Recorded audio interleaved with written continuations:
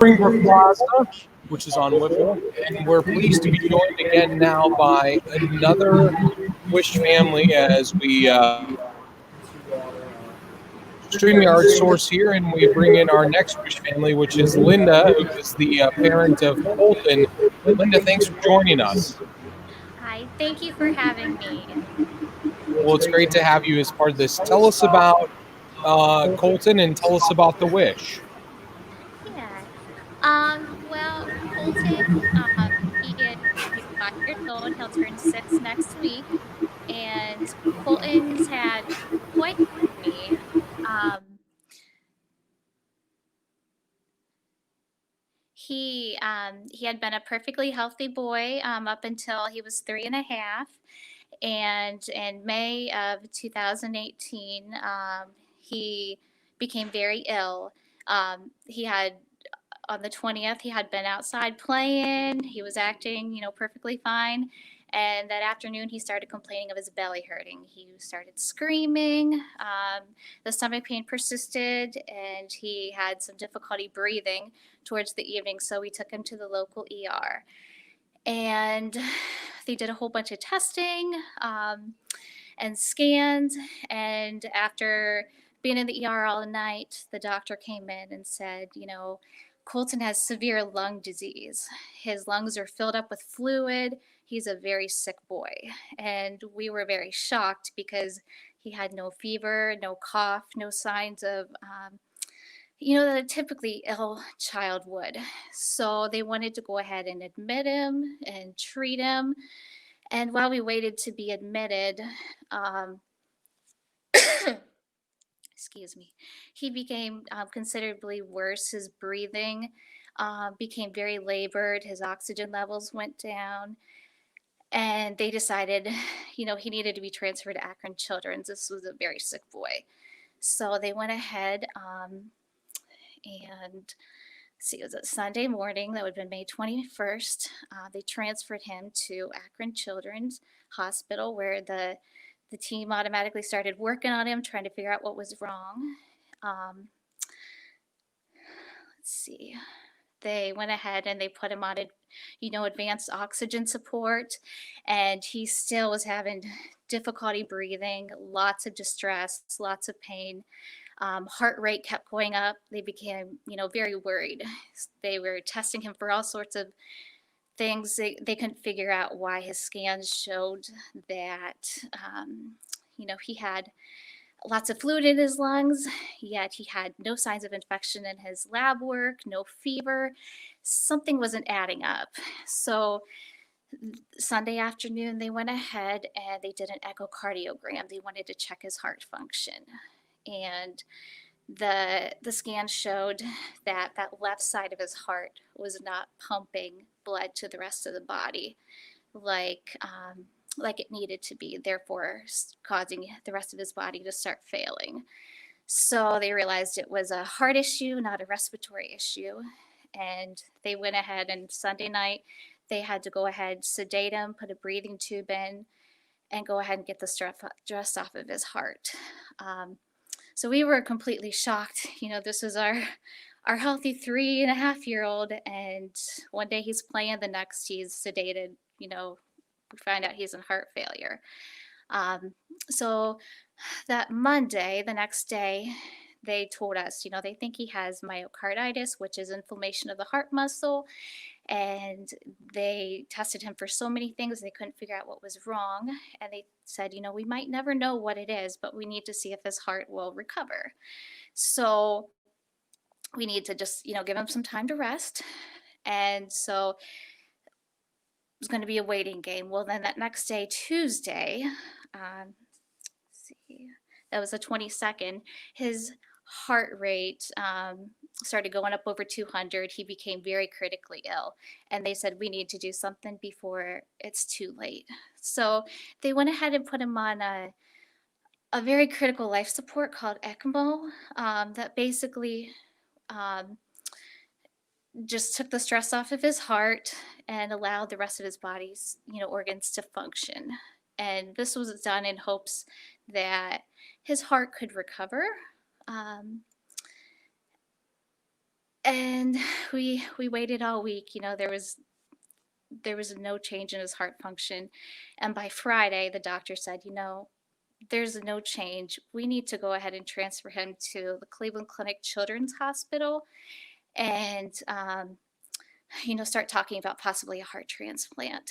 So Friday afternoon, that was May 25th, they went ahead and they transferred him to to the Cleveland Clinic, and it was a very big ordeal.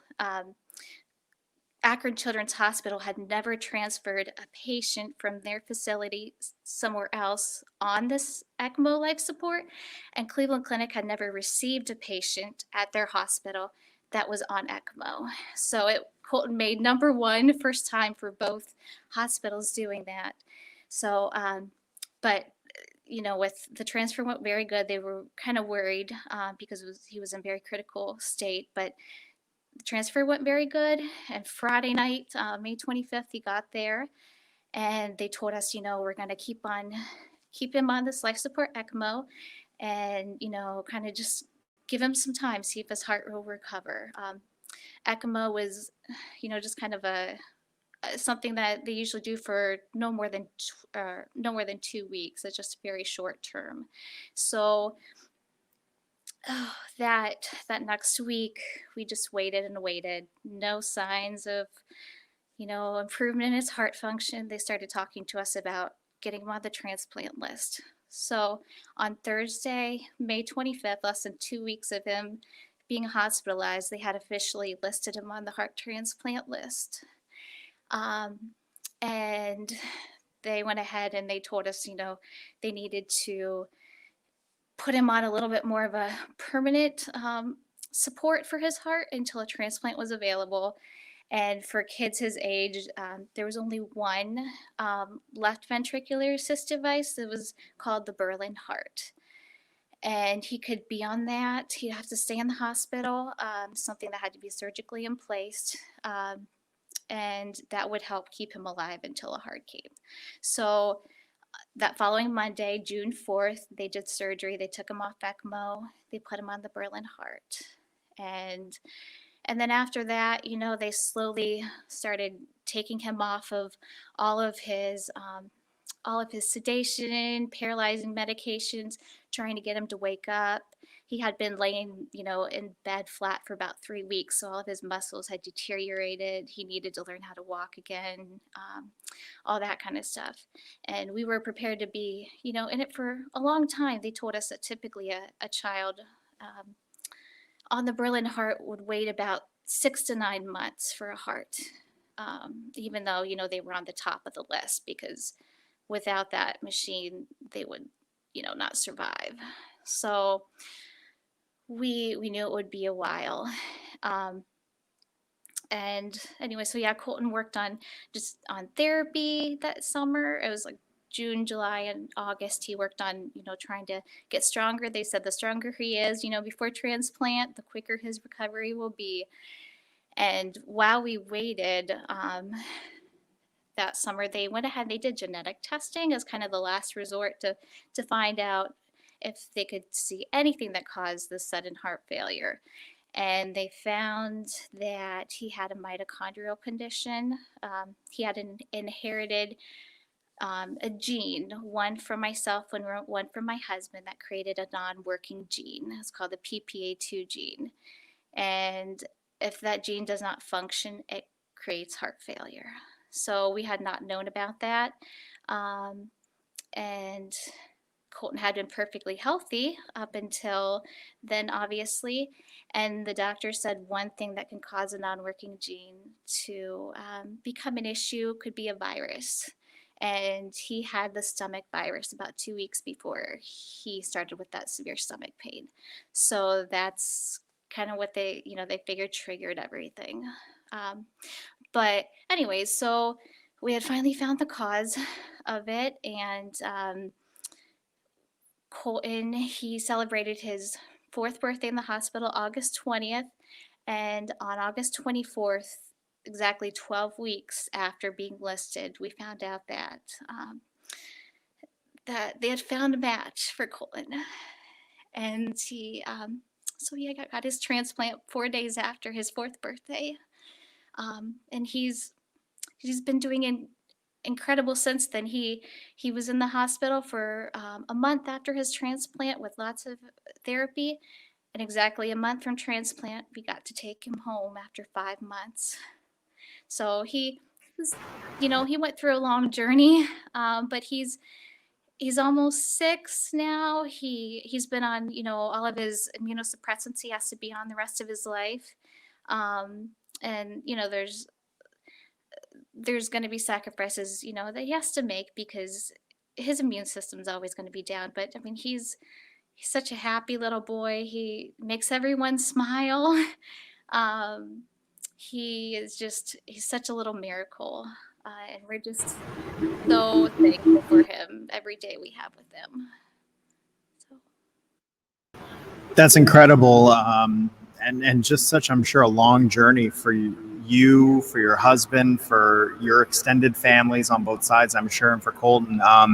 Real quick here, how does that impact just the overall joy, relief, great memories? How does your wish really put a nice bright spot on this really dark Sure. time for you and your family? When actually right after transplant, the Make-A-Wish found, or not, sorry, I'm sorry, Wishes Can Happen. They had contacted us and said, we heard about Colton. We want to grant him a wish.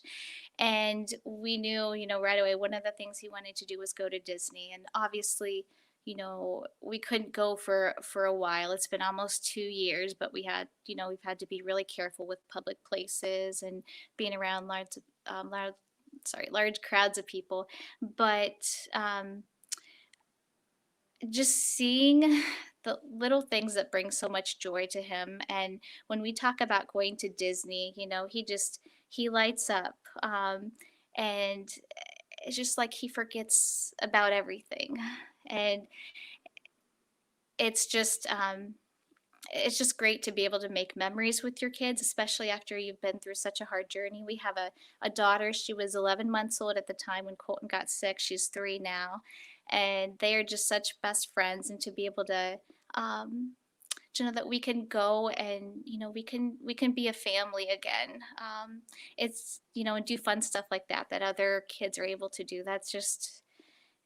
It just brings so much joy. And we don't know when we're going to be able to go. We were going to go in April, right around the time COVID started, and that got canceled. And obviously now we won't be traveling, for a while. Colton's been staying home since spring. But we look forward to going to that. We've been talking about it, and it just gives our family something to look forward to when you go through hard times like that. It's just, you need to be able to have something to look forward to and say, you know what, one day we get to do this. So we're so thankful for the foundation. They're just incredible, and we're just amazed at all the kids they've been able to touch, and they're wonderful.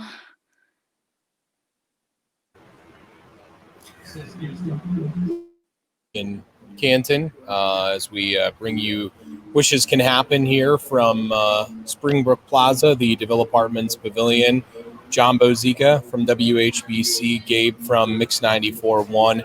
We're joined by Linda, one of the Wishes family parents here, talking about her son, Colton, who has been through the ringer in his early life. And Linda, we thank you so much for joining us and being part of this, sharing the story. We wish you continued success and a blessing that your story gets to get told, okay? Okay.